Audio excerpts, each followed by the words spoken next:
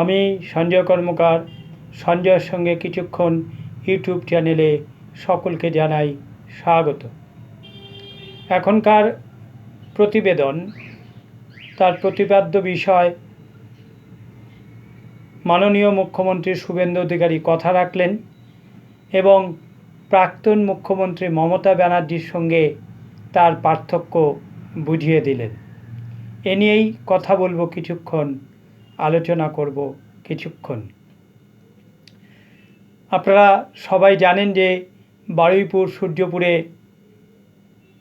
ঘটনা, অনাকাঙ্ক্ষিত এবং অপ্রীতিকর একটা ঘটনা ঘটেছিল, যাতে দুটি প্রাণ চলে গেছে, একটি নাবালিকার প্রাণ চলে গেছে এবং একটি যুবকেরও প্রাণ চলে গেছে। মাননীয় মুখ্যমন্ত্রী বলেছিলেন যে তিনি নাবালিকার বাড়িতে যাবেন, সেই সঙ্গে সঙ্গে গণপিটুনিতে যিনি মারা গেছেন তার বাড়িতেও যাবেন, তার পরিবারের সদস্যদের সঙ্গেও দেখা করবেন। তিনি গত শনিবার গিয়েছিলেন নির্যাতিতার বাবা মার সঙ্গে দেখা করতে এবং গণপিটুনিতে যে ছেলেটি মারা গেছিল তার পরিবারের সদস্যদের সঙ্গে দেখা করতে। নির্যাতিতার পরিবারের বাবা মাননীয় মুখ্যমন্ত্রী শুভেন্দু অধিকারীকে একটা ভালো কথা বলেছিলেন, একটা ভালো প্রস্তাব দিয়েছিলেন যে আমার মেয়ে তো আর ফিরে আসবে না, যে চলে গেছে সে চলেই গেছে, সে আর ফিরে আসবে না। একটা বারুইপুরের সূর্যপুরে যদি একটা পুলিশ ফাঁড়ি বা পুলিশের থানা করা যায় তাহলে খুব ভালো হয়। মাননীয় মুখ্যমন্ত্রী শুভেন্দু অধিকারী সেই প্রস্তাবটি গ্রহণ করেন এবং দ্রুততার সঙ্গে ব্যবস্থা করে তিনি তার দপ্তরের আধিকারিকদের বলে 4 দিনের মধ্যেই সেই থানাটি তিনি তৈরি করে ফেলেন, প্রস্তুত করে ফেলেন। সেখানেই তিনি সেই থানা উদ্বোধনে গিয়েছিলেন এবং সেই থানাটি উদ্বোধন করেছেন। সেই থানাটিতে মহিলাদের একটি নিরাপত্তা দানের জন্য, একটা অভিযোগ বা অভাব জানানোর জন্য একটা হেল্প ডেস্ক করা হয়েছে, যেটার নাম দেওয়া হয়েছে ওমেন হেল্প ডেস্ক, যেখানে মহিলারাই বসবে এবং মহিলারা বসে সেখানে থানায় গিয়ে তাদের অভাব অভিযোগ জানিয়ে আসতে পারবে এবং তাদের নিরাপত্তার জন্য তারা অবশ্যই তাদের বক্তব্য তারা জানিয়ে আসতে পারবে। এটা অত্যন্ত ভীষণ ভালো কাজ। একটা থানা তৈরি হয়েছে, সেই সঙ্গে ওমেন হেল্প ডেস্ক তৈরি হয়েছে মহিলাদের জন্য, তাদের সুবিধার্থে অভাব অভিযোগের জন্য মহিলাদের কাছেই গিয়ে তাদের সাহায্যের জন্য ডায়েরি করা যাবে বা অভিযোগ জানানো যাবে।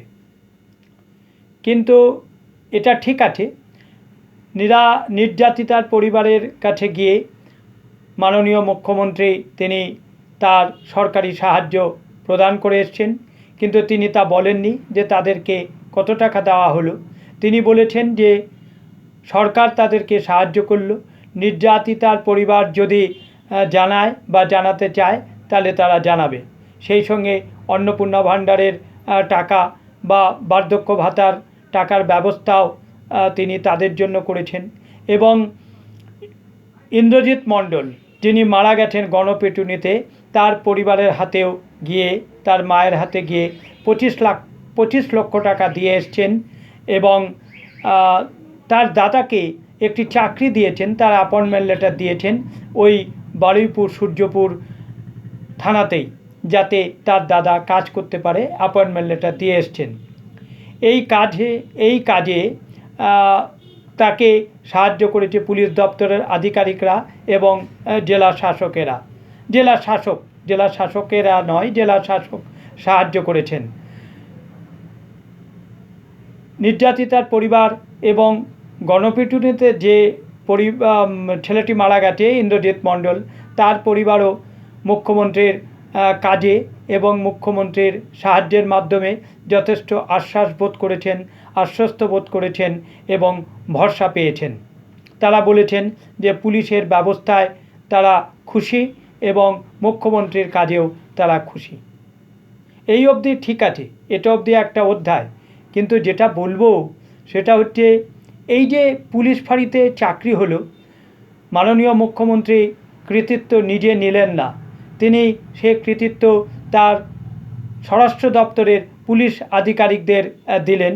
তিনি বললেন যে উপস্থিত আছেন director general police Siddhinath Gupta, তিনি এই ইন্দ্রজিৎ মণ্ডলের দাদাকে চাকরির ব্যবস্থা করে দিয়েছেন এবং পুলিশের তৎপরতায় অতি দ্রুততার সঙ্গে এই পুলিশ থানাটি তৈরি হয়েছে এবং তার ব্যবস্থা করেছেন ডিরেক্টর জেনারেল পুলিশ এবং অন্যান্য পুলিশ আধিকারিকরা।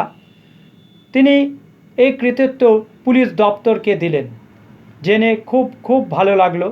এবং তিনি এও বললেন যে বারুইপুরের জেলা শাসক এই নির্যাতিতার পরিবার বা ইন্দ্রজিতের পরিবারের যে ভাঙা বাড়ি বা তাদের যে বাড়িঘরদরের অবস্থা খুব ভঙ্গুর ছিল, সেগুলো তিনি সারিয়ে দিয়েছেন, ভালো করে দিয়েছেন এবং বাসযোগ্য করে দিয়েছেন। সেই কৃতিত্বও তিনি জেলা শাসককে দিলেন। ভীষণ ভালো লাগলো।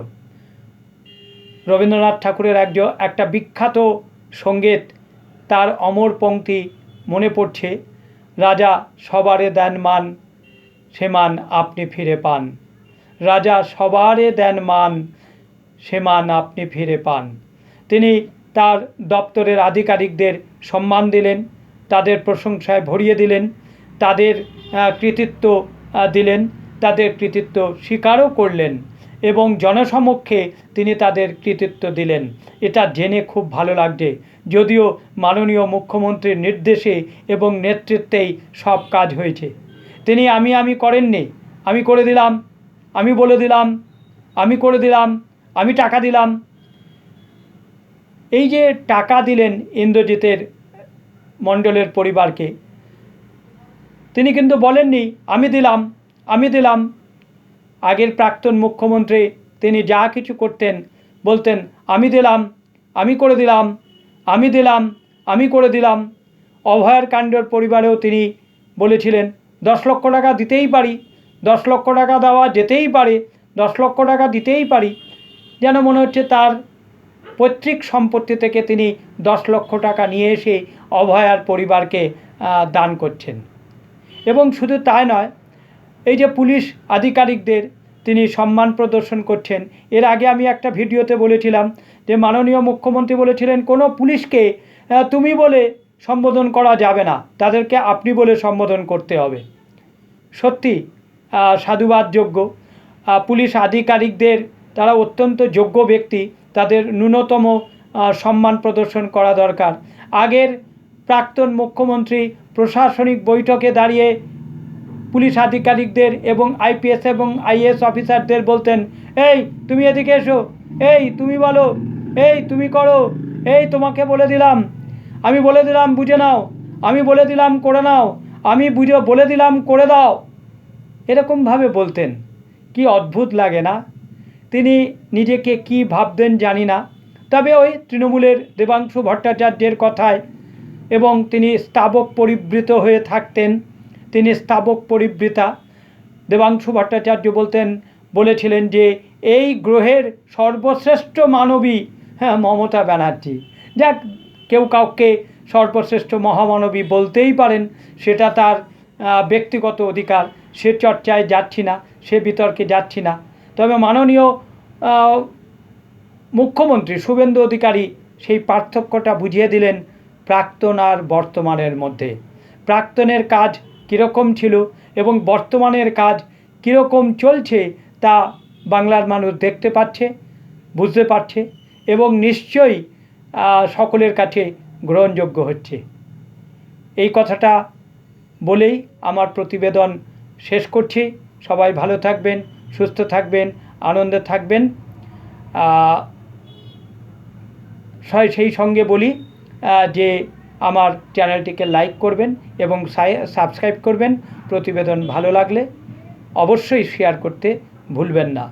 পরিশেষে আবারও বলি, রাজা সবারে দেন মান, সে মান আপনি ফিরে পান। নমস্কার।